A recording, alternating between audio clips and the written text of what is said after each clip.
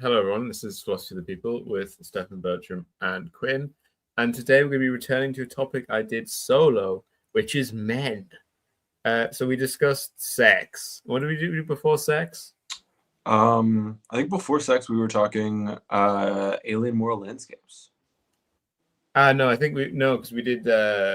We got into sex from AI. Oh no, you're right. AI Nazis, because towards the end of that, I think because we've been mentioning incels at various points throughout of it, and then at the end, I think you left, and me and Cooper started to get on kind of sex and men topics. Let's talk about sex, baby. Yeah, thanks everyone for watching the sex video. It got to 1,000 views on TIR. Let's go. So Quinn, what's your big thought? What are you coming with to the table today? Well, I think that like the contemporary like permanent crisis of masculinity has to be worked through somehow. And yes, when were we not in a guy crisis? Like, well, I think that 1950 to 1970, maybe. I honestly I think I would probably start it in mid-60s. But so I feel like there's a brief period of kind of sexual revolution, of sexual freedom before that started into a crisis of men, right? Sure, but I think that the problem with masculinity has always been like the ways that we use it to distance ourselves from our fellow human beings, and if we are constructing a society that is trying to be open and pluralistic and accepting, and not just I have big stick, I hit you, you give me your food.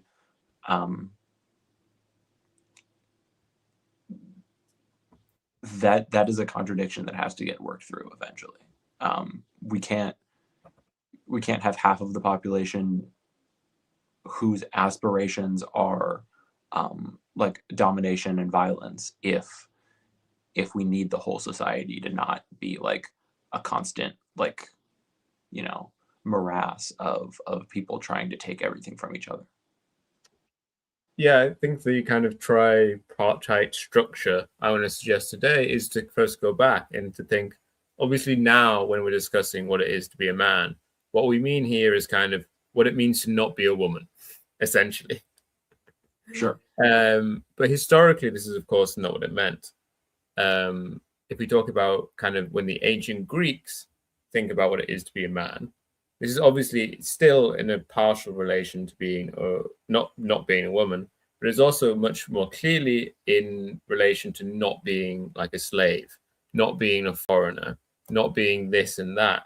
It's only when we get to not being an animal, really importantly. Can I guess what the third one is? Go on. Is it not being a child? That's true. Yeah, that one. Yeah, actually, I hadn't thought about that one, but that's also a very clear and important one, which is neglected in the present moment. Where kind of, I mean, also that's something we can do a full thing about, like the transition to adulthood in the 21st century and how that's a complete mess. Oh my God, yeah. The way that the internet is eroded distinctions in a few helpful but many very unhelpful ways. But this did change. There was an evolution, and I think starting from, have you heard of the Great Male Renunciation? I have not. Ready to take notes. Quinn didn't read my essay before we started. Yeah, well, I read the first little part of it, but I'm here fine. Not Quinn, and no one else has to read the notes before coming to class. I swear I did the reading in undergrad. I swear. Yes, the Great Male Renunciation was a turn in, I think, the early 19th or late 18th century, where men basically abandoned fashion. They abandoned kind of colored fashion. The Great Male Renunciation, the renunciation is colored fashion, basically, where instead of men wearing like all weird tights and bright, colorful outfits, we started the transition to where we get to a point in the mid 20th century where every man just wears a suit, an almost identical suit, which is only colored in black and in white. Is this why we don't like have dandies anymore, or didn't for a while? Yeah, so there's been a constant kind of effort to refound male fashion, but it continues to struggle. And I think male fashion is still not really anywhere compared to female fashion. Oh, sure. Whether that's a problem or not doesn't really matter. But what I think is happening here is previously when men were trying to appear beautiful in this way, they were trying to appear beautiful mostly to each other. And what the Great Male Renunciation indicates is a turn towards the female, but a turn towards women, not in the sense of a female gaze, which still was not a thing, but increasingly the idea that men through works prove themselves to women and become successful men through like a working relationship to women, basically, by fulfilling certain tasks and duties as being the head of the household and so on. Instead of that being like a civic virtue or something like this, increasingly this becomes a virtue in relation to the woman of the household. And so it's like the fashion is kind of like another aspect of kind of standardization and categorization. Well, the fashion just becomes increasingly, if you're not trying to prove yourself beautiful to men or to women, then why bother with complex fashion? Rather, you just wear a suit to appear as like a standardized man, and then you mark yourself out otherwise. But there's not like a kind of as much of a hierarchy in terms of like the suits. So of course, like men then try to like, you want your fitted suit versus your not fitted suit, but the possibility. So instance, in the medieval times, terrible way of saying that, in the medieval era, or whatever, you couldn't Back in the medieval days. Certain colors were retained by the nobility. Mm-hmm. There were laws, and often they weren't followed, but there were often summatory laws banning non-nobles from wearing certain colors. And mm-hmm. So there was this radical way of being able to, and it was a hierarchical society. So you really wanted, and everyone believed in the hierarchy, right? So you wanted to see someone and instantly be able to make out what part they have and what relation they have to you, so that you can both play your proper role. But as this kind of system breaks down, the fashion that went along with it is no longer necessary, and this is kind of how we get here. Interestingly enough, in the medieval times, I'm keep saying that because medieval times is like a Renaissance fair, I'm pretty sure. Well, it's not just like a Renaissance fair. It's a Renaissance fair themed restaurant. Right. So it's like Chuck E. Cheese, where they will like serve you like a giant like turkey leg, and you get to watch the jousts. But it's like in a strip mall. Yeah, I think this is a good example. Like, look at how you had to flex during peak modernism, where you have to go all the way out to showing off your business card, while in a more clearly like not hierarchical, but like displaying its hierarchy, you could do that so much more rapidly and clearly than having to bang out a business card. Because all the men in the room would be dressed identically, often buying from exactly the same places, using the exact same tailors, and so on and so forth. Yeah, I'm just thinking like I know in China there was a similar thing, but rather than clothes, it was in like material that we were allowed to like use in your house. Like there was a pretty strict delineation of the color paint you could use. Like all of the roofs in the Forbidden City are this like golden yellow color was illegal for anyone else to use in the entire. Yeah. But it's different when you like carry it with you. or like? Yeah, funny thing about the medieval times is black was a very, very rich color, because the only way to produce black clothing was to dye some clothing and then dye it again and then dye it again and then dye it again and then Oh dye it yeah. again and then dye it again. But yes, my suggestion for the day and how I plan to frame things, obviously you don't have to, is that I think that we're now entering a third turning. Okay. Where we're living in the era, the first certainly historical era, where the female gaze is a significant part of male life, where appearing in this sort of way becomes increasingly important for men, and not just in romantic relations, but in their general life, as women take increasingly, like, even if a woman isn't like the head of a company, almost certainly the kind of human relations and administrative roles are filled by these women. And this has an important and like an enormous effect on kind of hiring and firing, which is often dominated by women, even in places where the top of the hierarchy is still male dominated. But this is interesting because this gaze is not just, it's a very interesting thing with going on with looksmaxxers and incels, and that's kind of what I want to talk about today, where there's this imaginary female gaze, but it doesn't necessarily, often it's then reinterpreted in a homosocial manner. There's a conversation which often goes on bodybuilding forums, which is something like this: women don't find this kind of body attractive, and some of the men reply, no, they actually do. Some say, I'm gay, actually, and I don't care. But increasingly, a group says, I don't care. So there's this gaze that exists, but it doesn't have to do necessarily with any actual real woman, in the same way that the male gaze doesn't actually have to do with any real man. Yeah, I wonder, I feel like I remember skimming the article, meaning to read it, that you want to talk a bit about like John Berger or Berger. So I talked about John Berger in the first version of this essay, but of course it's relevant and we can go through it again. Mm-hmm. But I'm thinking, like,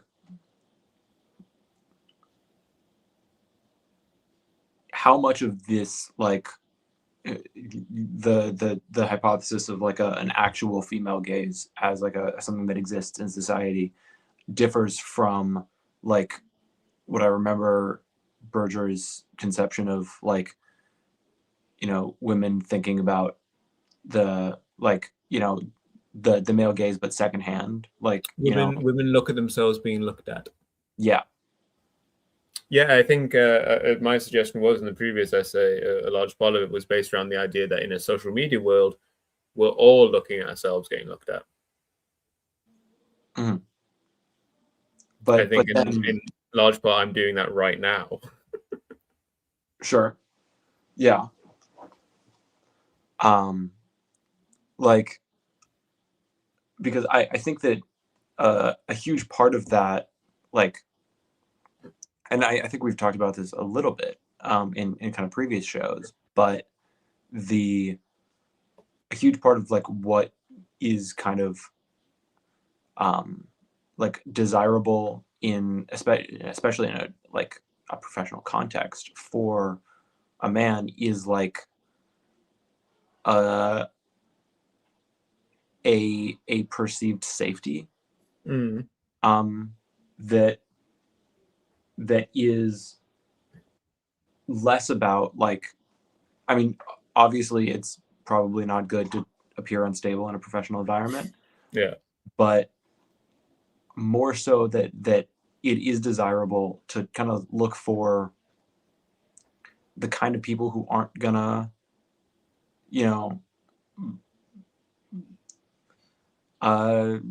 make weird eyes at you at the office party. Like, if that makes sense. Yeah.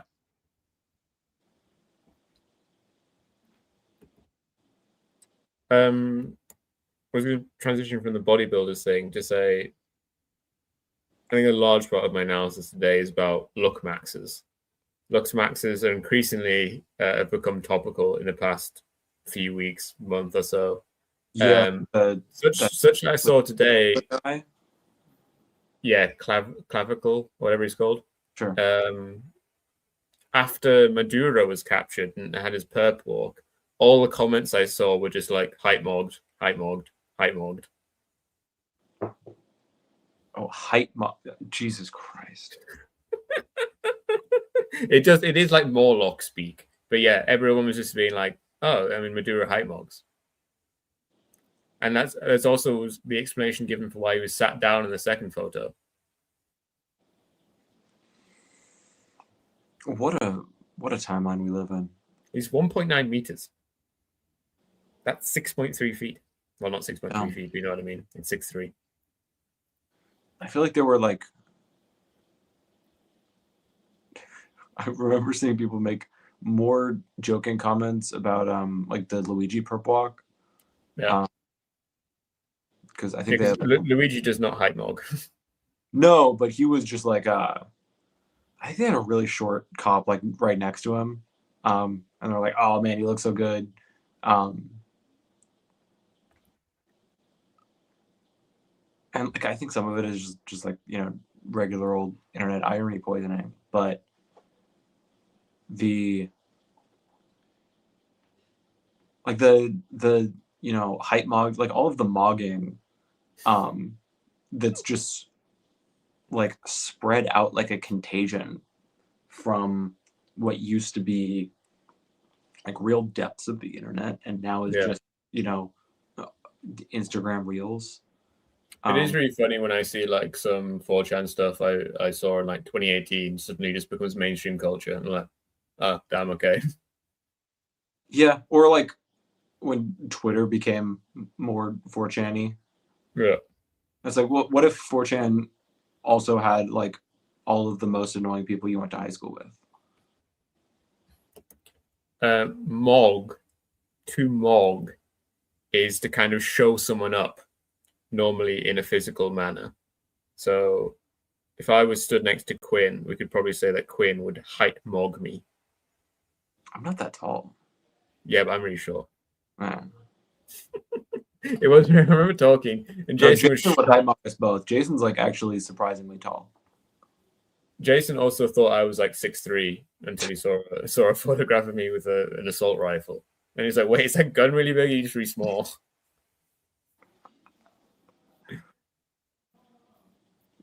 Yeah. Ben also surprisingly tall. Yeah, Ben's tall. I mean, it makes sense that Ben's tall. Yeah, well, he like, I don't know, because I keep my introduction to a lot of these people were seeing them sitting down, and try to get a good sense of someone's height like that.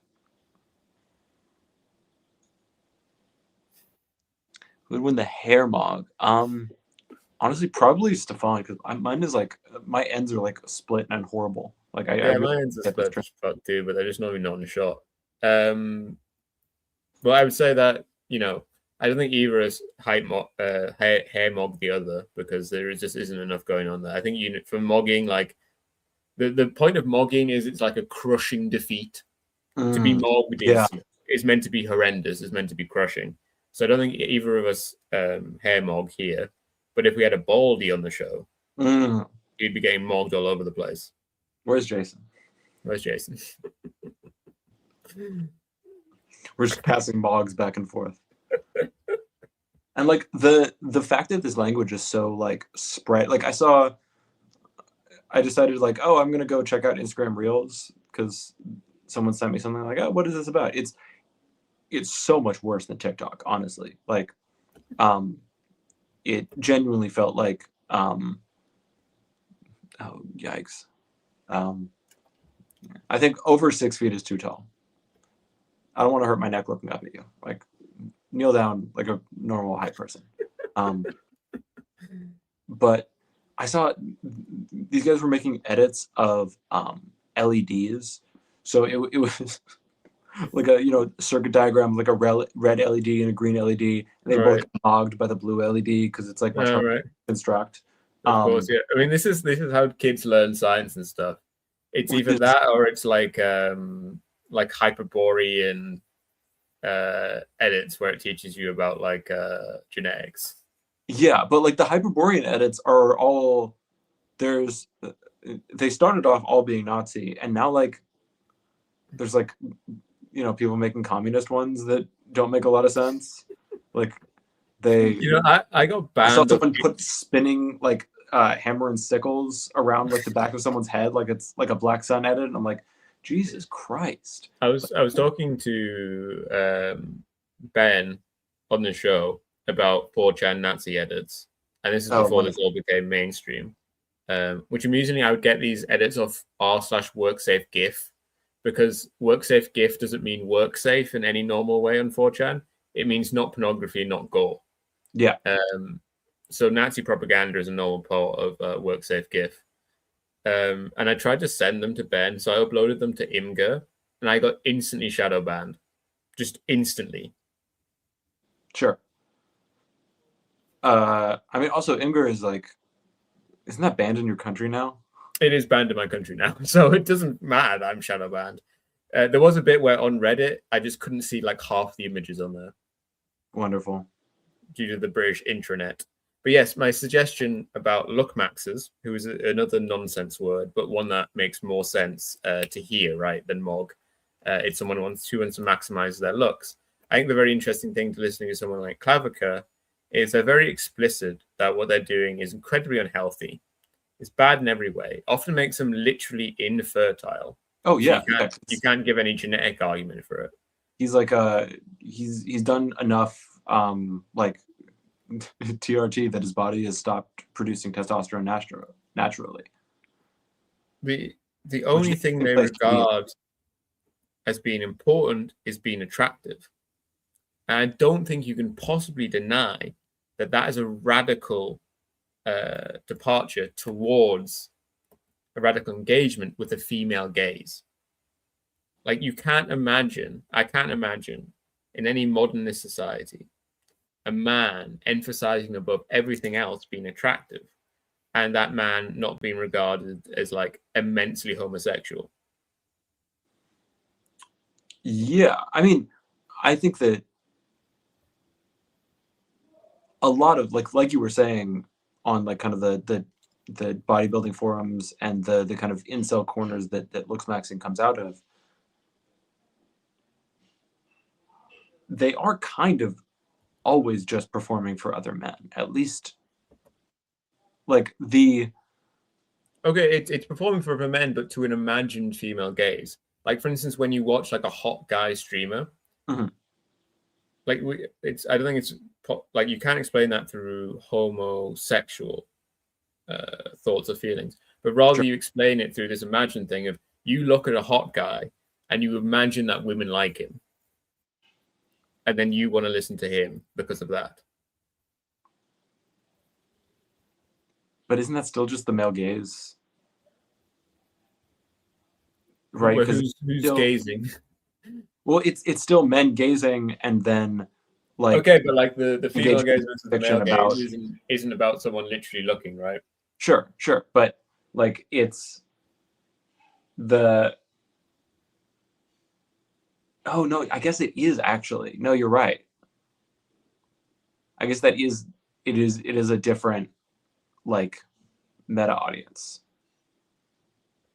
And or it's not meta like observer. I think we could maybe say it isn't female gaze if these guys were getting what is female desired completely wrong. But I don't think that's the case at all.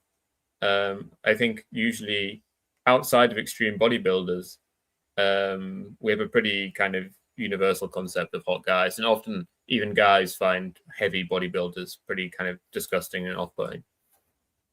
Yeah, I mean I when they're like really huge, it's like it's pretty evidently just like either it's competitive and like I'm actually trying to get the largest abdomen, but if they're not actively if they're not trying to be like Mr. Olympia or whatever, Yeah. the really huge guys are just clearly dysphoric, like or have some kind of body dysmorphia, in the way that like really like struggling anorexics are not to the most of the population attractive, but they clearly like have some kind of real issue with the way that they see their body. Yeah, and I think I personally find bodybuilders very impressive, but not really on like an attractive level, but just kind of as like turning your body into a weapon of appearing, like turning all your efforts as a person. Like I'm impressed at the present moment. I'm impressed with anyone who turns themselves towards any project fully instead of descending into nihilism and scrolling and so on.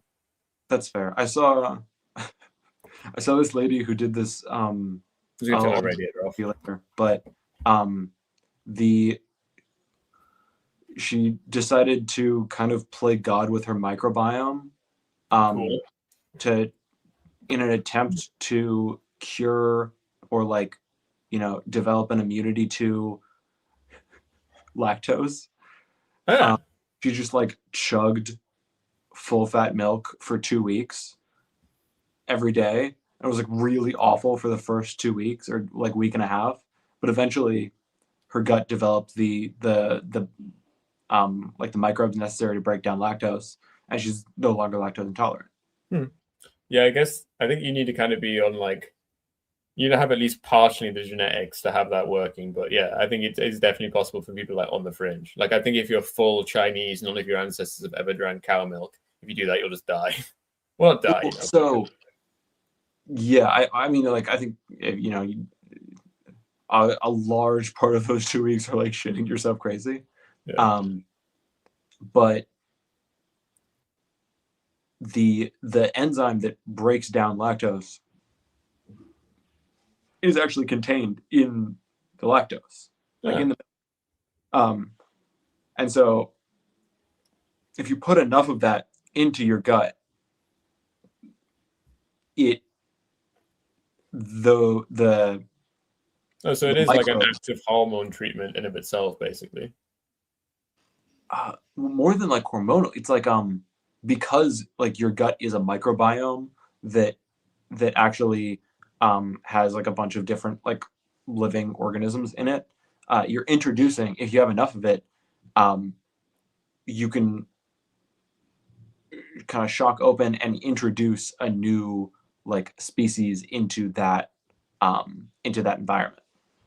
When I was in the Philippines, in the malls, there'd be like hot girls offering you like shots of cow milk, so people could basically like check, and then if they, because there was obviously like milk companies wanted to sell more milk.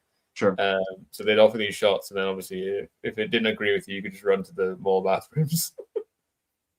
But yeah, my suggestion with the attractiveness thing is obviously not to suggest that in the past hot guys didn't benefit from being hot, but there was for a long time a very limited explicit cultural engagement with this.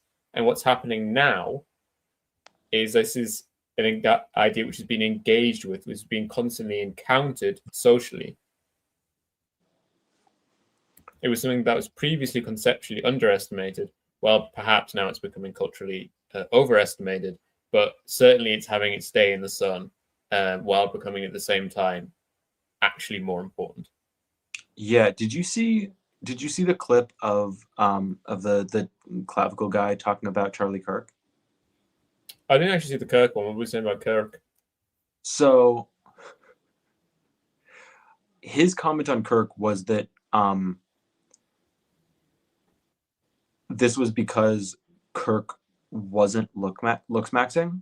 Oh no, I think I did see that. Yeah, that if he was hotter, he wouldn't have been hated enough for someone to shoot him. Yeah, that like actually, or it almost felt like a kind of like a version of manifesting logic. Like if you're actually hot enough, the universe will conspire to make things go better. Okay, yeah. And yeah, actually, we shouldn't underestimate. There's also a lot of mysticism going on at the present moment. Yeah, like if you're hot, actually you're much less likely to get shot because everything will just go better for you, which is and often like insane. That's how he's getting to the thing that if you are hot, if you're attractive, things will just go better for you on basically every single avenue, especially as a guy.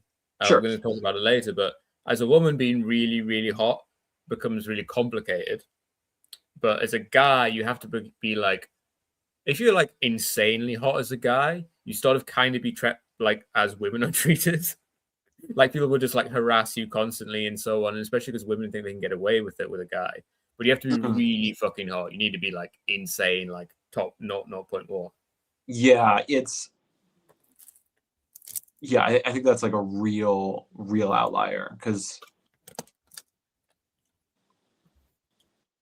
I mean, yeah. Like if No, you're only just like a normally hot guy, it's only benefits and like big benefits. yeah, I mean, like, there's like, studies about like just general metrics of success, like, the being rated as attractive correlates to much higher like earning potential, but also just like advancement potential in like lots of different careers. Yeah, so the distinction, one of the distinctions I made in the essay, which I haven't brought up yet, is the idea of kind of, I put it in religious themes. You remind me with the mysticism thing of like salvation through works, as in the kind of Catholic idea of you have to work in this world to become saved. And I place that in the context of this modernist idea of like a good husband guide. And a good husband guide would, so a good wife guide would emphasize being attractive and so on. But like mid-century good husband guide, at first it's very notable that such a thing existed, and in the 20th century these things started to exist when they wouldn't have previously. But also in these texts, attractiveness was not emphasized at all. Rather, it was just purely this idea of salvation through works, that you would be a good husband by engaging in certain acts and so on. And I think all of this stuff that we have now, as we've said, originates from incel 4chan culture. And they instead had the idea of salvation through predestination in the Protestant tradition, where you were either doomed or you would make it. This was their phrase: someone who'll make it or won't make it, based on essential genetic characteristics, or kind of how you were raised and so on and so forth. But basically, the point is, by the time that you're an adult, by the time you're 18, it's either you've either made it or it's over for you. And you have nothing. That's the black pill. Yeah, and you have nothing really you can do about it. What looksmaxxers, the innovation of looksmaxxers and so on, was basically to accept the premise, but with the idea that through like great, enormous, life-changing, life-crushing, life-altering effort, you can basically cheat destiny. And that's, of course, a very common idea in our present moment, an increasing perception that our entire society is a casino. And the idea that you still accept predestination, but believe you can cheat it, I think is a very interesting part of what's going on with looksmaxxers. Yeah, and I think that there is something very spiritual about the kind of I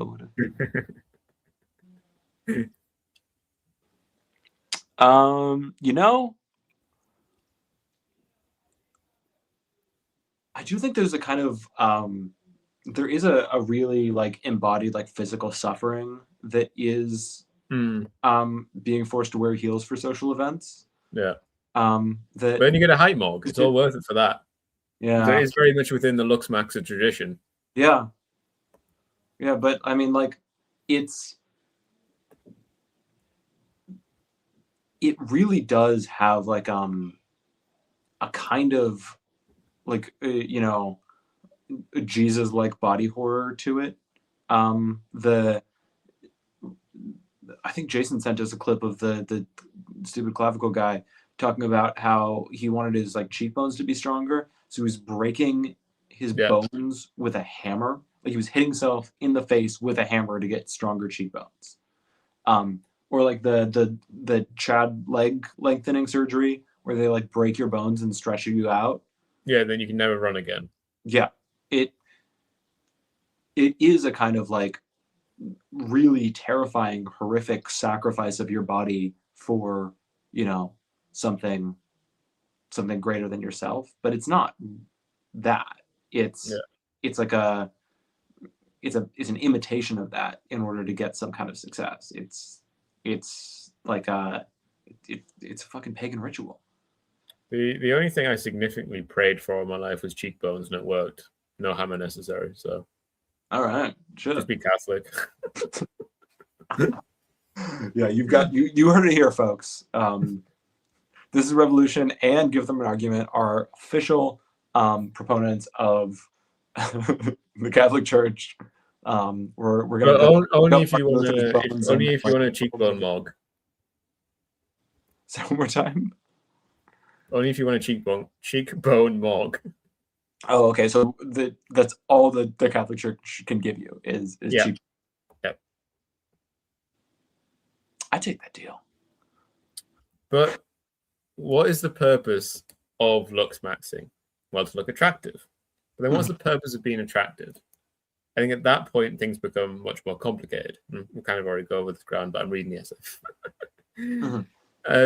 I copied an imaginary dialogue from someone parodying Clavica, where it's like, you need a looksmax, bro, to get girls. It's like, no, to mog other bros. To then get girls? No, fuck girls. You must think about the boys. Well, that's to successful and reproduce, right? No, bro, I'm infertile from all the drugs. So it is interesting where I do think there's a fundamental female gaze part of it. But guys still want to they want to use the female gaze in a homosocial way. Yeah, and I think that brings us back to some of the more fundamental issues with masculinity and being a man. A term that kind of gets thrown around a lot in feminism, but I'm on mobile, so I cannot read the chat. Oh my god. I don't even know what the fuck that means, but I get the point. Jesus fuck. My stupid thoughts can't work anymore. No, a term that gets thrown a lot in regards to feminism, but it does not have its roots in feminism, is the term toxic masculinity. Right? That is a term that comes out of the apologetic men's movement. It was adopted by feminism because it was a useful term to kind of talk about patriarchy, but that is a term that specifically is by men for men in that is the parts of masculinity that are toxic to hold on to, right?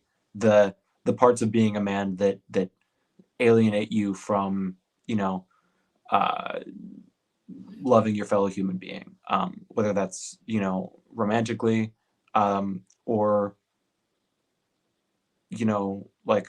socially, like we were talking about male friendships an episode or two ago. And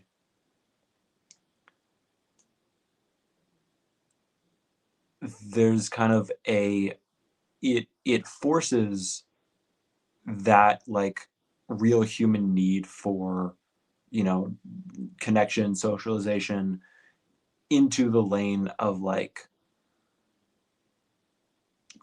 competitive mogging, right?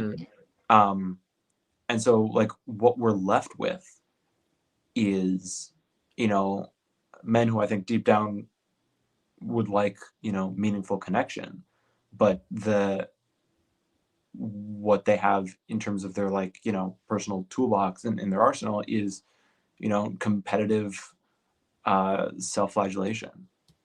And it's an interesting one because I think still now the male on male resentment still isn't that big of a thing. Obviously historically it was a bigger thing because who are you going to resent? Women don't really socially exist. Sure. But when women kind of significantly appeared in the social sphere, male on male resentment really kind of diminished. And this was true with the incel movements, where you don't hate Chad normally, or at least your hatred of Chad is way de-emphasized compared to your hatred of Stacy. That one didn't catch on. But it's all kind of minor compared to your self-hate. Yes.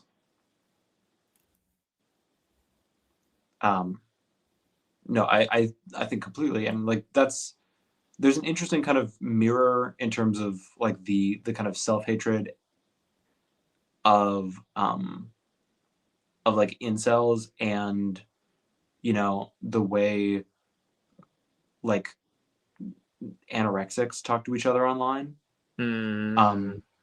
where they all, it's like a mutually reinforcing downward spiral towards more and more like dysmorphia, or like horrible practices to yourself, whether that's Yeah, there's a lot of Anna, like support Reddits or whatever. They like exist in a spectrum between yes. places which are genuinely helpful and which other ones are directly harmful. But there's lots of ones that like live in the ground in between, Mhm. where it's anorexics talking to anorexics and trying to encourage each other not to be anorexics, but they're still in like the anorexic world, and so they're still Mhm. accepting a lot of the premises going on with it. Interesting. Yeah, I feel Um, like I don't know enough about the anorexic forums to be able to comment. but I did want to return to sex, Okay. specifically sex in relation to the fact that men often treat heterosexual sex that they treat it homosocially. When exactly this started and its historic trajectory, I'm unsure, but it is certainly something which exists now, and I think probably existed actually significantly more when I was younger. And treating heterosexual sex homosocially, is known to be really, really disastrous for having heterosexual sex because women really fucking hate it. Yeah. And a lot of what is understood as slut shaming and this sort of stuff is not actually directly slut shaming. Like you might kind of use those sort of words, but actually what you're doing is bragging to the guys. Yeah. Yeah. And as opposed to it being like committed misogyny or whatever. Yeah, it's also, I think, like the way it turns into a kind of like a pure numbers game. Yeah. Um, it becomes like a like like Don Juan, completely losing any kind of sense of personal human connection. Like these people are just numbers to him. Yeah. He just wants to see the number go up. And that's, I think, like the end of the logic of like homosexual heterosexual sex. Do you think Klavliker can come? Or do you think he's fully eunuched? Oh God. Like not permanently, but could he come like today? Can we make Klavliker come today live? Can you come right now? Right now. Um, honestly, I think it would depend on how much like obviously I don't know a ton about his actual like psychology beyond what I've seen online. I think that being that obsessed with your own image, like I don't know if like having a giant mirror right in front of you would be what you needed, or if you would get like distracted halfway through by like, oh shit, I don't like the way my shoulder looked right there, let me have an instant. Yeah, he's not. He's looking at his cheekbones the entire time. So he can have sex, or he can come while he's having sex, but only while he's also punching himself in the face. What a fun way to live. That threw me off completely. What the fuck was I going to say? Sorry. I was going to say that it's undeniable. Actually, no, I was actually going to transition to. I was going to say something else first. I was going to say that reading Nick Land in the 90s. Well, I was obviously not reading Nick Land in the 90s. Mm-hmm. But his work from the 90s. Yeah, because I was a tiny baby. But reading his works in the 90s, like it's 40, 50, 60% pure nonsense. 20% kind of like whatever. And then 20% of stuff which is like, you are an insane prophet. How the fuck did you know? And something he says in that book is that in the 21st century, people won't be able to come. And it's like, how the fuck did you know, bro? But it is something which is increasingly the case due to trans stuff, due to antidepressants, due to other kind of generalized anti-anxiety medication, blah, blah, blah, blah, blah, these kinds of pills. And then due to kind of like the trans adjacent stuff, which bodybuilders and so on do. Sure. Also, like, I think also like there is an actual problem with like desensitization from porn. Oh yeah, of course, and pornography too. But that's less amazing because I mean, that's not quite as new. Yeah, though I guess they didn't have internet porn, which is a radical transformation. So we do have a moment where we are, as you suggest, the most pornified, with it being there's large openness about sex and so on. But we're actually getting to a situation where, and this is kind of, it's still regarded almost as a joke, but there's guys not finishing during sex. Yeah. Which is previously regarded as like a fundamental absurdity. Like heterosexual sex was premised kind of on the idea of, I mean, it's a joke about like, when does lesbian sex end, right? When you risk it. Well, heterosexual sex, is meant to have like a clear endpoint of a particular thing happening. But that's something which is like, it is funny. I love reading stories on Red Scare Plot about guys with like fake orgasms and so on.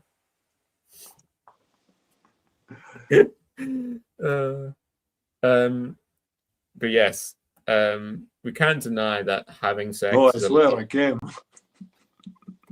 is a large part of looks. You are wonderful lover. Please go to sleep. I must look in your office.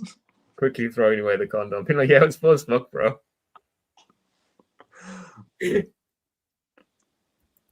can make no pretense that having sex is a large part of looksmaxxing, but what I would say is that before actually having sex is the idea of fuckability. That's what's actually being concerned about. The being fuckable is actually the real main end goal of ascending from inceldom. Yeah, and it's not actually having sex. Sorry? It's not actually having sex. It's just being fuckable or looking fuckable. Well, that's the thing, because as guys, it's really hard for any guy to believe that he's fuckable if he's not actually having sex or has had sex. Sure. Compared to women, who, of course, can very much believe themselves fuckable without actually having sex. Yeah. But even it's made like very clear to a guy, without the final proof, he won't actually really believe it. Like fuckability must actually be at the core of inceldom due to the incel denial of femceldom. As incels deny femcells exist because there's a very significant sense in which every femcell could have sex in a way that isn't true for male cells. And what femcells are often complaining about is a lack of the possibility of like significant romance with a well-adjusted man or something like this, which for incels is like, oh, luxury of luxury, you fucking bleep bleeps. Sure, but I think that it is like a different conception of sex, and it's a purely like, like on one side just a pure physical act, and on the other side it's like some kind of like actual connection with another human being, and like both of them kind of being right, but having a bit of a category error when they're using the same word but talking about yeah, of course, like femcells, I don't think they're wrong or anything when they're they are cells. Like they are being denied something that they would would be fulfilling to them as human beings in a very significant way.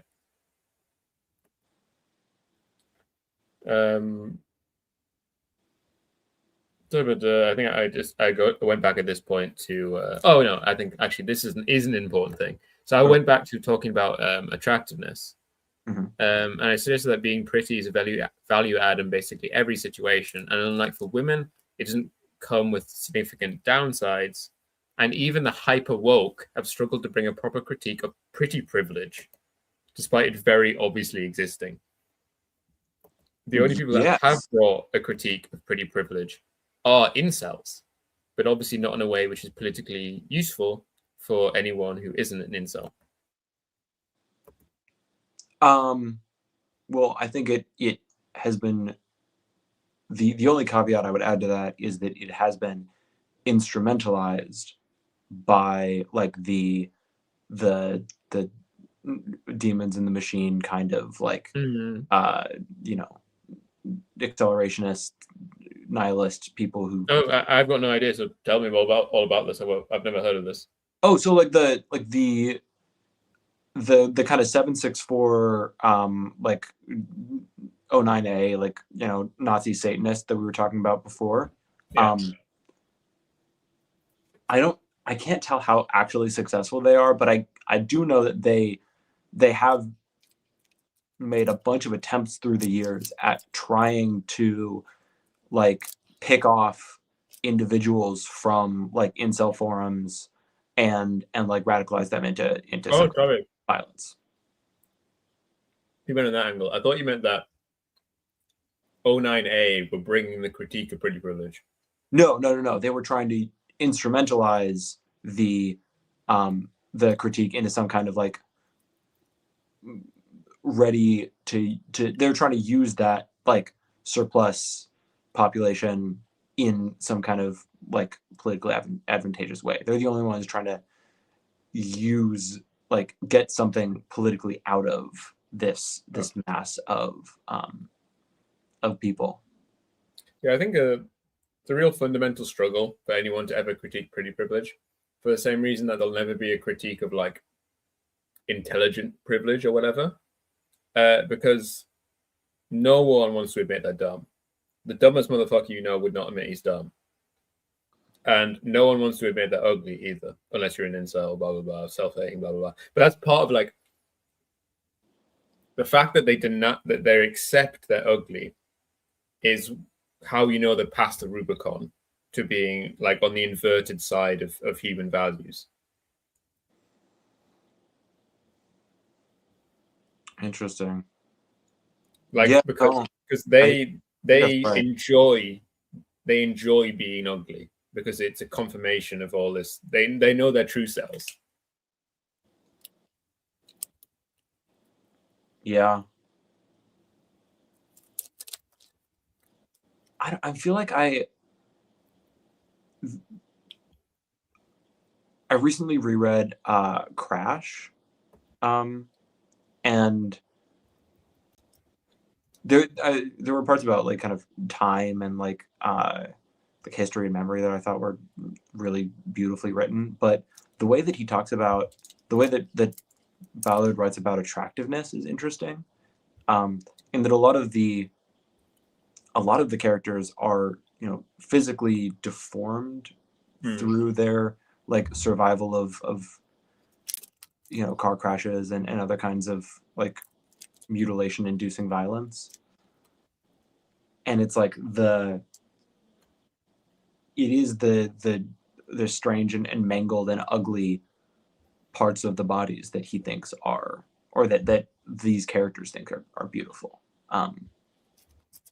And I think that's something that's very hard to sustain outside of literature.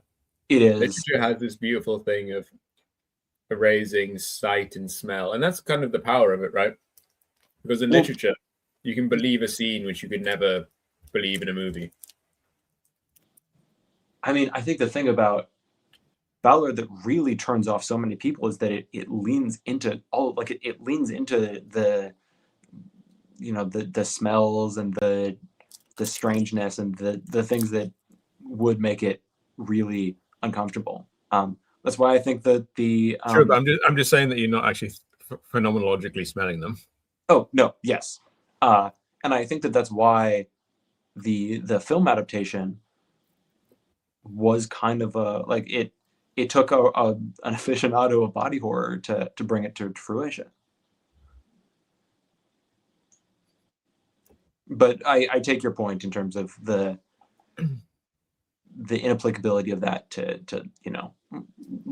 real life or actually existing.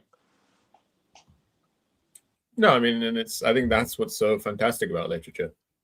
And notably, once we step outside the normal working world into the world of streaming and scams, being a hot guy is even more of an advantage.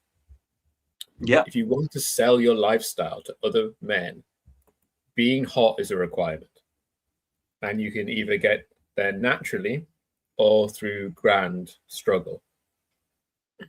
There's a reason that dumb motherfucker Tim Pool is always wearing a beanie despite everyone knowing he's bald. Did you see? Oh my god, there's a clip of him on this this kid Maton's podcast where he takes it off. Oh no. So this is, I don't know if you remember, there.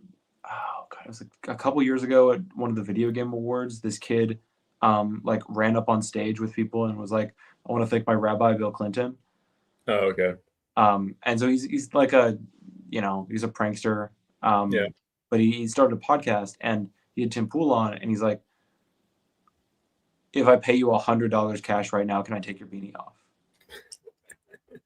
And Tim Pool kind of caught a little off guard. He's like, "You have $100?" Like, "Sure, I guess." And he pulled out the cash and pulled it off of him.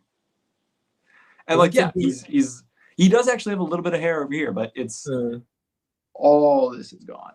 Yeah. I was going to say, isn't he a millionaire?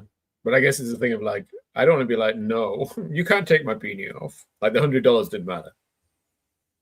Yeah, no, it took away any kind of fig leaf. Yeah.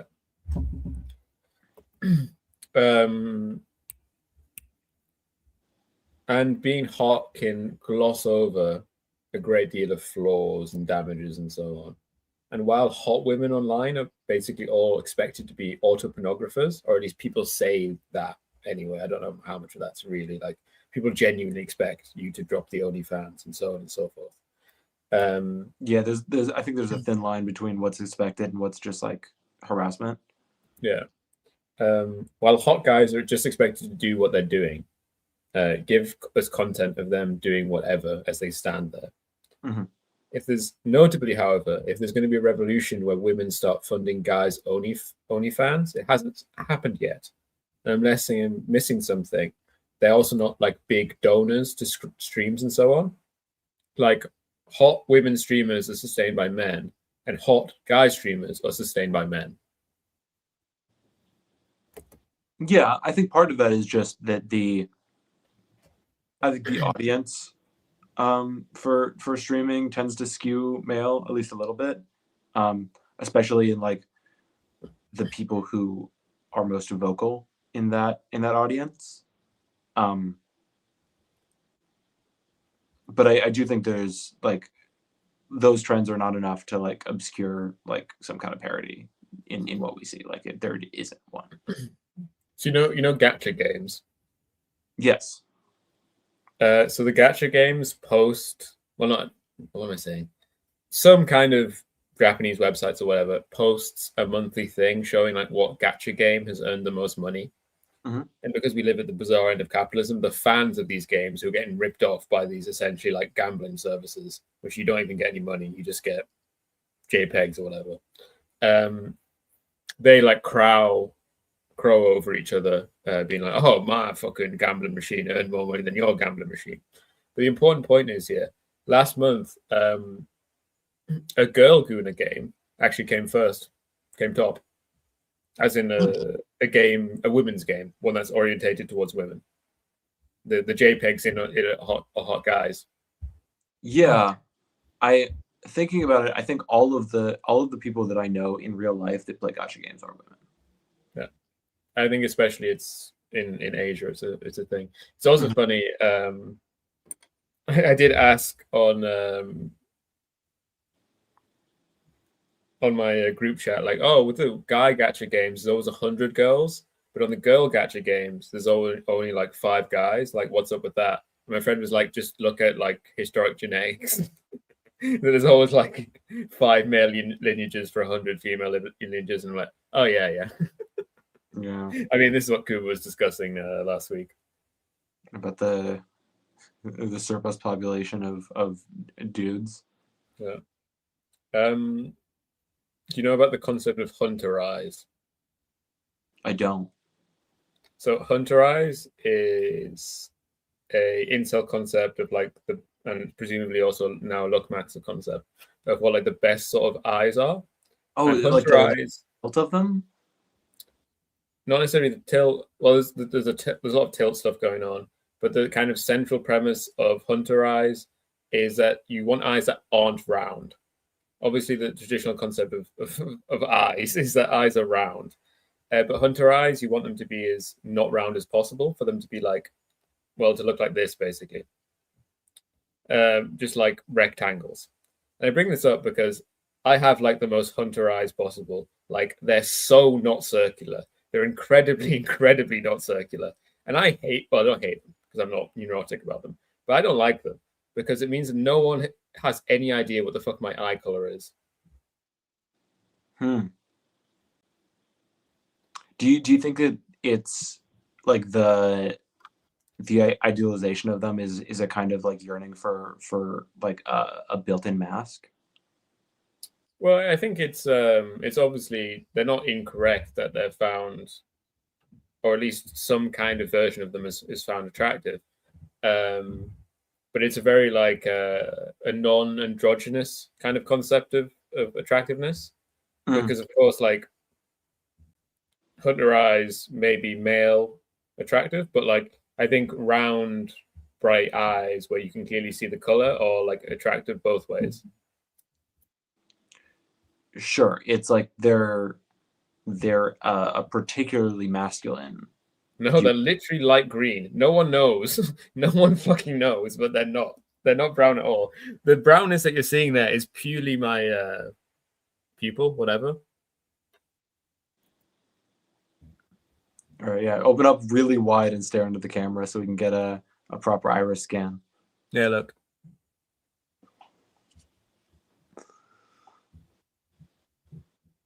Yeah, look at that. Yeah, they are kind of greenish. Yeah, they're a pale green. It's a great color. No one knows. No one's ever seen them. Yeah, I feel like it's hard to see eye color in like artificial light. Like you really need to be out in the sunlight. You know, do you even get that in your country? Not for a few months, mate. All the time. Actually, I got hit by the sun today. It was quite pleasant. Oh, nice. I hope it happens again in a few weeks. It sounds so bad out there. Oh God. Yeah, look, someone was nice about my eyes that no one ever sees. Nice. Yeah, this has been a very elaborate effort for Stefan to fish for compliments. I was gonna say that like I think the main reason that I'm pro-social is just that everyone in my life, like notably not the people in my life, but kind of the people outside my life, the random people I interact with, everyone's nice to me. Mm-hmm. But I think that makes me more sympathetic to guys for which this isn't true, because it's very much of a thing of like, what's that phrase? It's not by the sake of God or something. What am I thinking of? By the grace but for the grace of God go I. But for the grace of God go I. That if I wasn't treated like that, if I was treated in a completely different way, I don't think I would not have the same pro-social views that I do. Yeah, I mean that's fair. It does kind of give us like a kind of chicken and egg situation of like, how do we get people to be nicer to each other so that like we can get more people to want to be, pro-social and continue the actually being, nice and respectful to their fellow man. Yeah, I'm trying to think of like, but I feel like professional leftists are on average not unattractive. Professional, sure. I think that once you get into like, your neighborhood mutual aid group, they start looking a lot more like, normal people. But I think that there's kind of an attractiveness. Watch last week's show. Oh yeah, Did we actually give you any advice on getting laid last week? I think Kuba gave indirect advice. Sure. Because it was interesting talking to Kuba. We didn't actually get into it, but well, I'm very sympathetic to incels. Kuba's not at all. Yeah. Well, I think Kuba is not like completely unsympathetic, but he views them as like strange little creatures that that are, you know, potentially problematic for the rest of us who have to live with them. Yeah. Yeah. Yeah, well, I think like for me, incels are just, yeah, as you say, there by God's grace go I. But for everyone, like it's just kind of the place you fall into. Like that's again to go back. I said I think this last week. I just over and over again. I want to say that I don't think incels are a political movement, but more it's kind of like an unfortunate, like it's almost like a social caste more than a political movement. Obviously, the ideas and the ideology you don't have to buy into, but there's lots of incels in the general sense who aren't incels politically, who are ugly, socially malformed men, who even when they battle their resentment and they try to be feminists and so on, that doesn't change normally their lived position. And I think this is just naturally a position. This is the position. It's like being a monk, but it sucks. Like this is the position of excluded contemporary men. When, as we started to discuss earlier, we live in a society which does not have formalized traditions of moving from childhood to adulthood of what you actually do, apart from you go to college, or maybe, well, but of course, you know, half of people don't go to college. And in that case, there's no tradition, there's no ritual, there's no. You can't be like, Mum, I don't think I'm going to make it. Can I become a monk? Well, I mean, the French Foreign Legion's always hiring. If you really want to go, there are options available to you. I mean, at least in this country, the Army Recruiter's Office is always hiring. You know, if you can pass, you know, if you fill out the ASVAB with the right flavor crayon, they'll let you in. I mean, I think you can still quite hard, like you can fail out physically. So you can fail out, and they will reject you if, you know, if you can't pass like really minimum spec. But that minimum spec is like quite a bit lower than it was, you know, 15 years ago. Official TIR advice: pray to the Catholic God for cheekbones. If that fails and you're still an incel, join the U.S. military. Oh God. Yeah. Quinn said it. Sure. You know what? Fuck it. Chief recruiter. Yeah. If you're hit the referral link in the link in bio to join the U.S. Army now. Yeah, link in my bio. If you work for the State Department, and anyone, if your Palantir analytics show you that people are joining the military after watching this show, I expect a fucking check. Just please, you know who I am. Of course, you know who I am. You know my bank details. I'm sure you do. Just hit me up, bro. Exactly. Like I'm sure in your software, I'm on a couple of those watch lists. They've got my current address. Just like, you know, send me a little bit of kickback.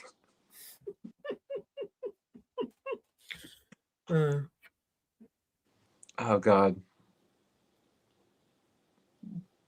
Did you have any big themes you want to talk about, Quinn? Because I've talked about this, but I think this is it's an important strand, but it's certainly not the totality of things. I don't think it was the direction you were generally shooting towards.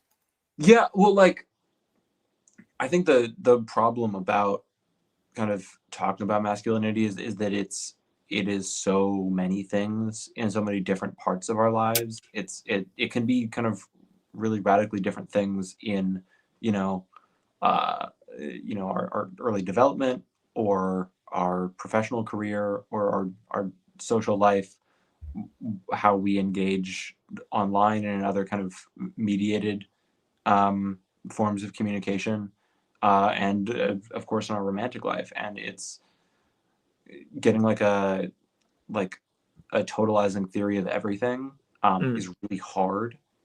And yeah, I think that's an interesting thing now that like there is no theory of the man. Yeah. Apart from the one that you get from incels, right? Because a great deal of stuff was written in the second half of the 20th century about what a woman is. And Sure. it continues to be an irritating and much gone over topic. But even in the case of like trans stuff, no one's asking, what is a guy? Everyone's asking, what is a woman? Yeah. And I think that like that's because if you're transphobic, right, like it's easy to just like throw everyone in the basket of like some kind of not normal guy. Yeah. And if you're, radically accepting, then, it's pretty easy. Like, oh yeah, the trans guys are guys too. Like, cool. That makes sense. They act like dudes. Smell like dudes, looks like a dude, quacks like a dude. But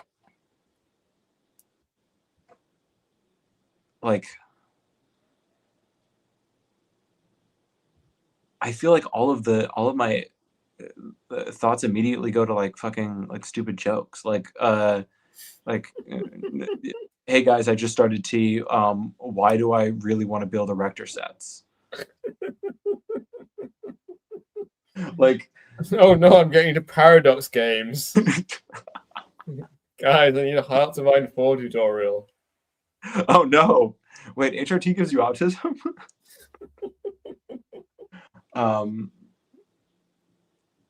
But like, I do think a lot of those jokes do kind of conceal an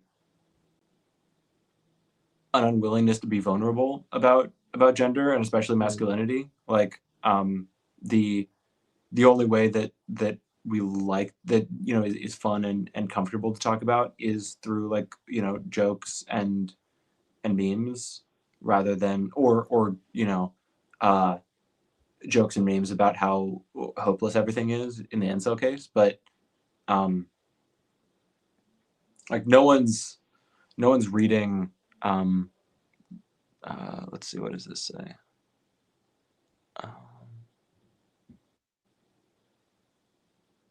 Yeah, it's almost like whiteness in that it's a definition that is or it's a category that is defined by what it's not. Yeah. And if masculinity is just the exclusion of womanhood, then like, yeah, that's the thing, right? Of course, like dominant kind of social categories don't normally need a definition. Don't need like a bounding box and so on. Rather, you bound the excluded categories. But the thing is, obviously, men are becoming whatever is becoming less and less of a dominant category. And it's not clear if we're actually going to develop that into, the utopia of gender abolition and so on, or if we're going to instead get locked in like permanent gender cold war. So of course you can never actually have gender war, like it's not going to happen, like it's never going to become a real thing. But you can have deepening resentments as people stop having kids and we go towards the end. Yeah, and I wish I knew a little bit more about all of the contemporary stuff around like I think actually specifically around gacha games in like South Korea and Japan, because there's a bunch of gender politics that are going on that seem like they're maybe a little bit concerning, but I don't have a lot of insight into them. Yeah, there's obviously a lot of this stuff of inceldom going mainstream or whatever was from that cringe fucking bullshit of Gamergate. Yeah, and there's a continued complaint from male Western gamer audiences, which sometimes seems to get like as if over time it seems like maybe they're right that like Western game companies just won't portray like a hot woman, like a generic, conventionally hot woman. Sure. But also I think that like, Tomb Raider is pretty conventionally hot. Like Lara Croft is always going to be kind of a baddie, but I think there's been like generations of complaints about her chest getting nerfed.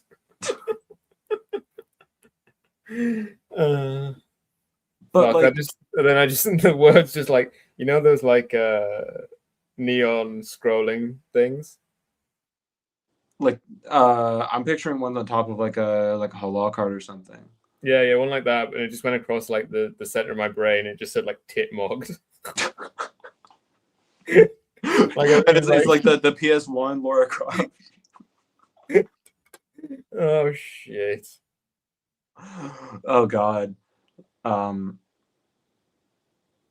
I do think that there's like actually some like the problem with like that is that the very like traditional like Western beauty standard beautiful woman is that it's mostly been done before, and when you want to create like an original character design, you don't like, if you want a really memorable protagonist, maybe they shouldn't look just like Samus. Yeah, but I would say that like, for instance, I played Magic the Gathering, and there are like ab guys in every set. So there's a lot of sensitivity about like we don't want to portray like narrowly hot women. Mm-hmm. But this isn't a concern for male characters. And again, I'm not being completely reactionary here. That has a historic basis, which makes sense, where a guy can be hot and not be reduced to his physical characteristics. But again, what I'm trying to emphasize today is that times are changing. Sure. They always are. And I think that they do be changing. They do be changing. Is Epic 7 a gacha game? I don't know. I don't know what that is. Never heard of it. But my question is like, why aren't there any Western gacha games? There are. Gambling law? Or is it because they don't make hot women anymore? Well, I mean, I was going to say that they come in physical form, and they got a nice handle. Yeah, I mean like actual gacha games, Yeah. I mean, like is the West just late on it, and they'll eventually get into it? Because these games make a lot of fucking money. They make a lot of money. I almost want to say like the closest thing that we have is embedded in other games. Yeah. Like, oh yeah, like loot boxes in CS2 or Call of Duty or whatever, right? They're the CS:GO in crates. Yeah. But Fortnite I think is different because. All right, do you gamble in Fortnite or do you just buy stuff? You just buy. It's just a bunch of like little microtransactions and a store to build out more digital crap in your library. Student and everyone, a gacha game is a style of video game that gameplay is normally broadly irrelevant, but can be a variety of things like that. Often RPGs, like a tactical battler where you have like a party of guys or whatever. But what makes gacha games is they have like a whole, not just like one feature, which is a gambling feature, but like a whole network and structure of gambling features where instead of like going on an in-game shop and buying a sword, or more importantly, buying a character to play with, you instead go to a gambling machine, and there's like a 0.01% chance that you'll get like the shiniest, coolest lady ever, and a 99% chance that you'll get shitcase fuckface. And then you're expected to gamble and gamble and gamble for a shiny, lovely lady. And they'll, they in the classic gambling sense, they'll get you in with free pulls and whatever, but then eventually you'll have to pay. And what's essential to almost all of these games is what Western fans of Japanese media so interestingly named fan service, which I think is originally a concept from like manga, right? Yes, it's definitely from anime and stuff. Definitely not from gacha games. Yeah, it's definitely from anime and manga. Manga. I don't know. I also don't know if it's a translation of a Japanese concept or if it's just a pure Western invention. But fan service, you can imagine fan service being various things. But actually, what fan service is used to refer to in Western, from Western fans of anime and now into gacha games, is showing tits and ass. Yeah. And so what's essential to gacha games is you're gambling, but you're gambling to see a pretty lady or see a pretty lady in a new outfit or whatever. And then for the increasingly large genre, as we mentioned earlier, of gacha games for girls, you're doing the same for a pretty boy or to get a new outfit for your pretty guy, or increasingly like, so the male ones, the ones that are directed towards men and feature women, will usually have the wrapper of like a different kind of game, like a strategy game or an RPG or whatever. While the ones that are directed towards women will just directly have the wrapper of being a romance game. But they introduce various mechanics in it so that if you want to progress your romance in a reliable and consistent manner, you have to give them a fucking lot of money. Mm-hmm. But they're all free to play on the initial thing, and you technically could kiss your special man if you just wait long enough. But you can't just leave your husbando waiting, can you? No, I mean, that would be horrific. You can't do that. Yeah, I really hate the idea of just paying for any ephemera. Yeah, it's painful. Yeah. I mean, I always get it hurts every time I have to pay my stupid Adobe subscription fee. I have been playing EU5. Very, very good game. Nice. If it wasn't for the fact that no one else played it, I'd probably do a show on it because it's very interesting to talk about kind of the ideological structure inherent in it as it portrays the early modern period. I remember hearing someone talk about how like the earlier Europa Universalis games were like very like kind of Marxist, like materialist games. It's probably the Victoria games rather than the EU games that people are referring to, where Victoria 3 seem to have had to adopt a labor theory of value in order to make their economy make sense. But the EU5 has actually much more stripped back. They don't actually have... Victoria tries to actually simulate a real economy where like your pops actually buy things. Mm-hmm. But in EU5, your pops don't actually buy things. Rather, just they have demands and there is a supply, and the game invents a price based on that. So rather than having they don't have to do anything Marxist there. Just by abolishing the actual buying and selling, they can have a perfect world of price based on market demand. Wonderful. So if we get rid of the market, we can have a perfect market. Yes. Beautiful. Yeah, it's Hayek's wet dream. I have played Crusader Kings 3. It is unlike the rest of them because it's much more of a... The only reason it isn't a girl game is because of like historical contingencies.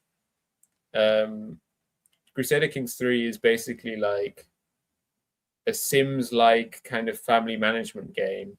Oh, but you just happen to be a feudal king. Yeah. I have played Crusader Kings 3, but I've mostly only played the Game of Thrones conversion mod for it. Yeah. Which is a ton of fun because I get to like, you play with all your dolls. Yeah, I get to play. I get to play with the dolls from my books. Yeah. I like these books. Let me play with them. Yeah, I guess the problem with CK3 is that if you do that, if you start in the book era of the Game of Thrones mod, all your favorites grow old and die.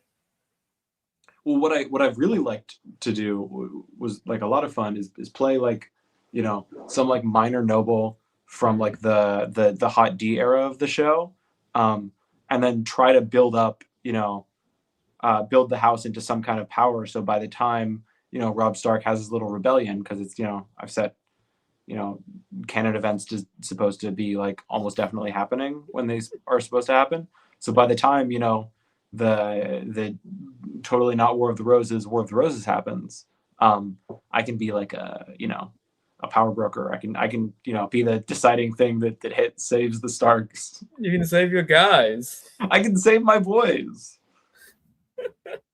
A very funny thing about these gacha games is they often have an option in the settings menu to disable all like facial features of your protagonist, because even when you're playing the self-insert, some people are you just like totally blank.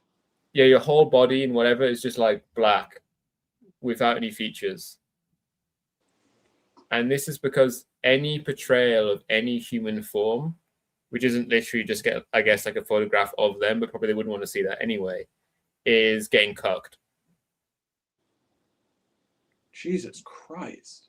And this isn't just something which affects men, but with the Girl Guna games too, we've seen the exact same comments where people will see their female avatar kissing the male guy, and they'll be like, I feel sick. I'm just watching my guy getting kissed by someone else, even though this is their like self-insert character, which is constantly emphasized as being like you and so on. But like the alternative there is identifying with the void, right? Well, you just strip everything back so that there's at least the least possible kind of I forgot the word, like not tension, speed bumps. I can't get the right word, but yeah, you know, turbulence. Any kind of, like texture, or I know there's a specific word that you mean that I cannot think of for the life of me.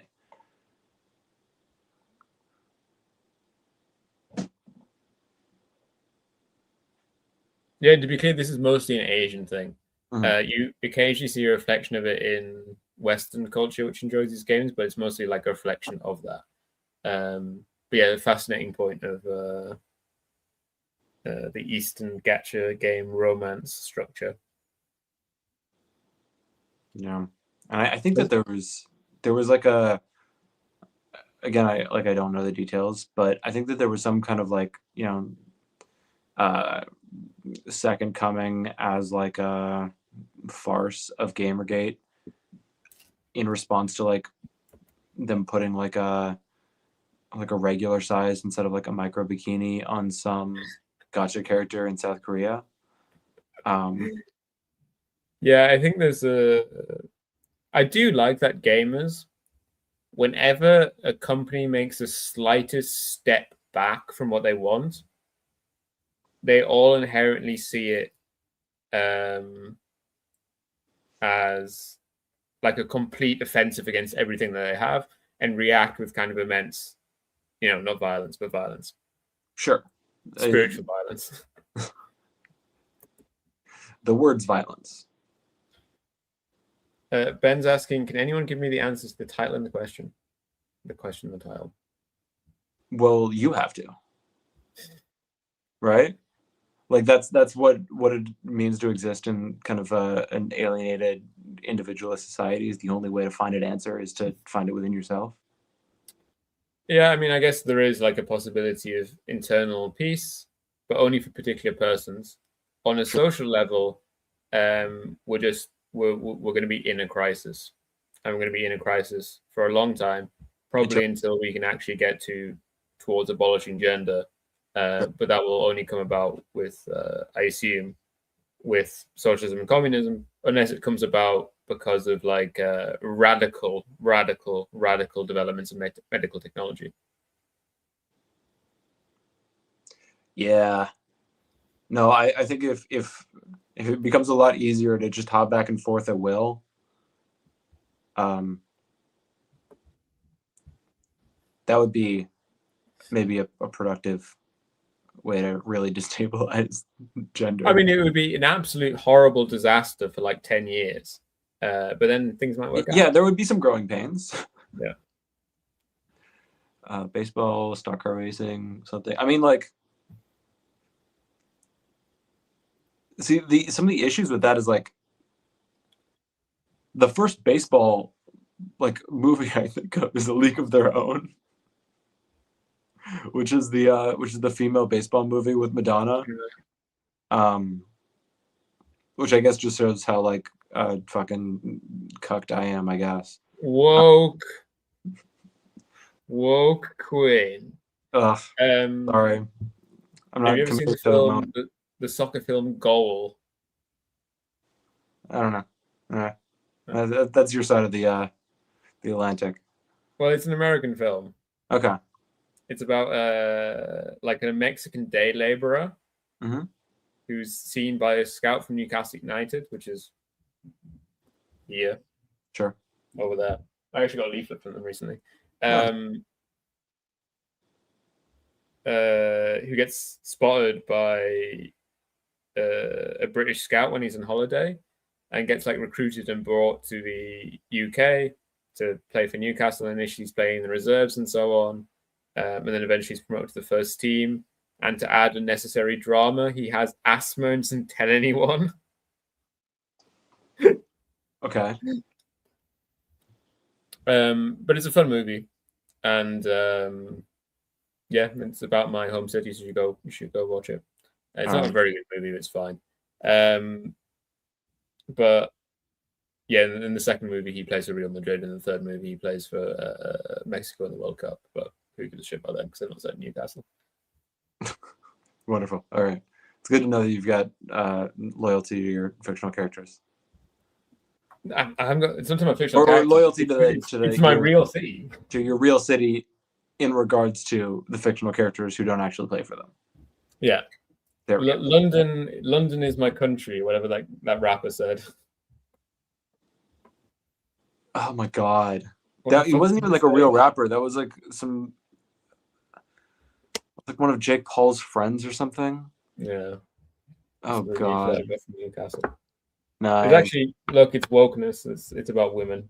Oh no. They're trying to take the footy away from you. Yeah, because they've moved the women's games to my local stadium. So might go when it's not fucking freezing cold. Out there. Quinn, what's your advice for the fellas out there? Oh,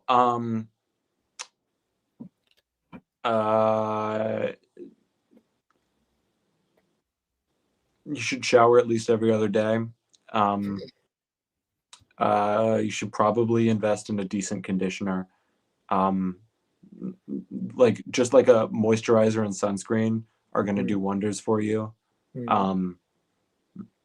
And like, well, I mean, this really proves the thesis that just from the start, Quinn was like, I'm going to give looksmaxxing advice. Look, there's a lot of advice that they give that is not bad. Like, well, also, like, you know, one thing that I don't think the looksmaxxers talk about that I think is hugely beneficial is make sure you drink enough water. Like, being properly hydrated actually changes your skin immensely, and it makes you feel better. Like, I think a ton of the things that are like really, really harmful for incels are the way that they live. Like, if you live in a way that's gonna make you miserable, like, you know, try to do some stretching in the morning before you get up. Cleaning your room is not terrible advice. Like there's some stuff that Peterson says that, like, you know, you could probably get the same advice from listening to your parents, but wherever you get it, I guess is fine. Maybe you don't have to like cry about the demiurge or whatever the fuck Peterson talks about. We're doing a show next week on the demiurge. Oh God. All right, yeah, I gotta go. Oh yeah, I was going to say there's often like I've recently seen a post, and it was also a fantasy that occupied my mind intermittently, which is the idea that like one day you'll be rushed into hospital for an unrelated cause, and they'll do like tests on you. Oh, Um, and you'll like find out that actually you've been living with some debilitating disease, and you're just so strong that it didn't matter, or you didn't notice it. that you were lacking some basic vitamin or whatever, and you start taking it, and then just every part of your life improves. Oh yeah, I think So many people have that fantasy. So until I was 28, which is like 2 years ago-ish, I was basically my entire life persistently dehydrated. Mhm. And now I'm not. And the interesting thing about that is while, yes, I feel incredibly physically better, it doesn't innately change any mental habits. No, So but I you're like supposed to live in your body. I like hop around my house with energy on a day where I'm doing like absolutely fucking nothing, you know. I think it's better to have that energy to not. Oh yeah, no, it's true, but it's just like it's interesting the problems it solves and the problems it doesn't.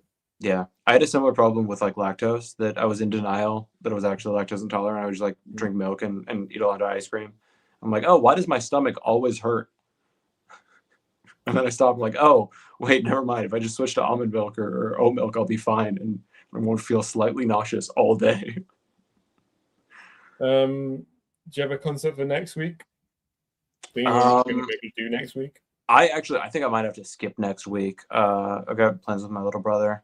Cool, good. Yeah. How's your brother? How little is your little brother?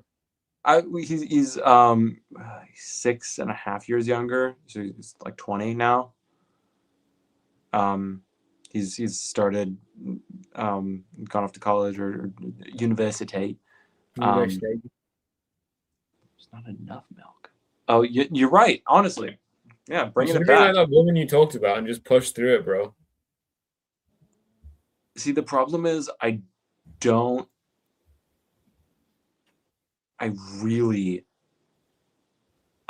things I could, but like, do I really like milk that much? Like, oat milk, like who basically cares? the same. I barely put milk in my coffee. I just started because I realized it was going to stain my teeth if I keep drinking black coffee. Like, the only thing I would say, like, if I'm going to sleep right after, it doesn't matter if I'm going to get a little nauseous. Quinn did give some very brief hair advice. He suggests that people condition, but this is just one of those things where it's like, my advice to men would just be get born lucky. Well, that's not advice. It is. Just don't live a sinless life, and you'll reincarnate as a better guy. That's true. But that's the thing. Like, I don't do anything special with my hair. My hair's not good because of any action I take. My hair is just good because it's good. Yeah, honestly, this is one of the many problems with men, is that it'll piss off women whenever we grow our hair out. It looks good without doing like 17 steps to it. But that's the thing. Like, sometimes I get confused from the back for being a woman or whatever, especially because I'm short. And it's like, no woman goes out with split fucking ends like I have. That's true. Like, never in the fucking world. No, this would be unacceptable. No, completely. Like, no fucking chance you going out with fucking like this shit. Like, what the hell? Yeah. But a guy, it's like completely unacceptable, and in fact, like constantly complimented on this show. Yeah. So if you're a guy, revel in the lower standards. Like, yeah. Sometimes that is great looksmaxxing advice, which is like, use while the differential exists, because it's probably going to change. At the moment, women put a lot more of effort in their appearance than guys. So if you're a guy and you put in like half an hour instead of 3 hours or whatever, you have a massive differential advantage. 100%. Like, the way that we've set up, we're actually just going to become a looksmaxxing podcast. Well, yeah. I mean, look. Apparently, it's very lucrative because the clavicle man seems successful. Doesn't seem particularly happy, but he's sitting down with Tucker Carlson or whatever, so doing something right. I'm really edging makeup for men because I'm wearing You're doing what now? edging. I think I made an edging joke in each of our recent shows.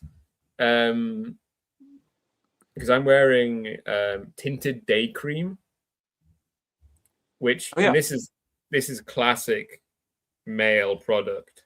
It's not a male product, it's for women, but obviously if you're a man, it's the sort of thing you should pick because it's moisturizer, it's sun cream, and it's like makeup kind of because it tints your skin. It evens out your skin tone and makes it slightly darker. So yeah, edging makeup, but not. I'll only use the one which is incredibly easy to apply, and it's also a 3-in-1. It's like how you get like fucking like shit in the men's shower section, which is like 12-in-1, and you're like, how body the fuck wash, conditioner, shampoo combo. Yeah, like it's like 12-in-1. What do you think? There's not 12 things. How can it be 12-in-1? Oh, yeah. Maybe it's 12. Like I'm racking my brain. I don't know. If we were Joe Rogan, we could do a 3 hours and what are the 12 things in a 12-in-1 shower gel. Yeah. I think if I was Joe Rogan, I would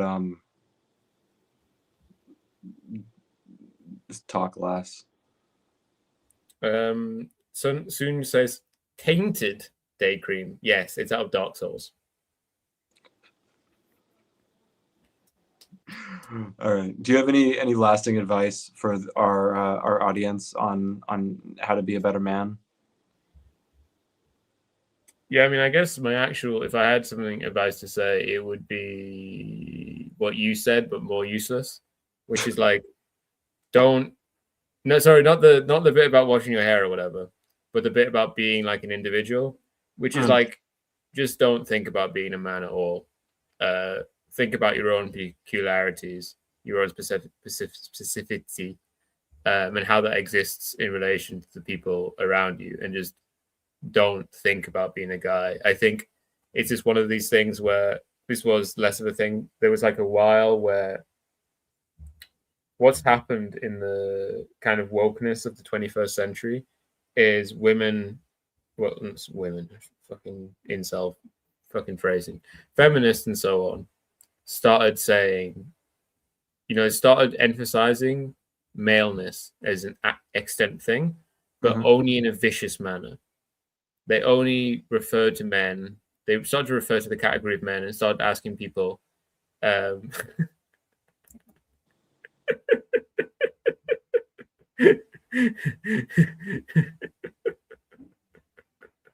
mean, isn't that like that's kind of what the Bell Hooks book is about, right? At least the whole intro is like the feminist critique or early second wave feminist critique of men is not helpful for the feminists or the men. Yeah. So the maleness was invented as a category within feminism, but only in a vicious negative manner.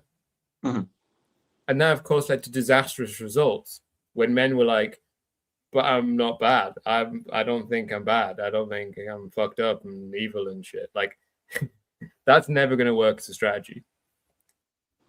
And within that context, and within the only alternative, like the only substantive concept of a man being, and it's almost like, when anti-communists would be like, Stalin killed 50 million. And then like a certain kind of based retard will be like, actually killed 100 million. And it was so cool. The feminist negative concept of the man and the negative concept of man from the incel are almost identical. They're structurally highly similar, but just the incel is saying based actually. Yeah, like Angela Dorkin is like a motivational writer. So within that context, I think the best thing to do is try not to be a man. I don't mean in that sense a rejection of masculinity at all. Don't do that. Well, I mean, you do if you want. The point rather is to not think about yourself within this category, because the only concepts of it that exist in the moment or hostile and negative.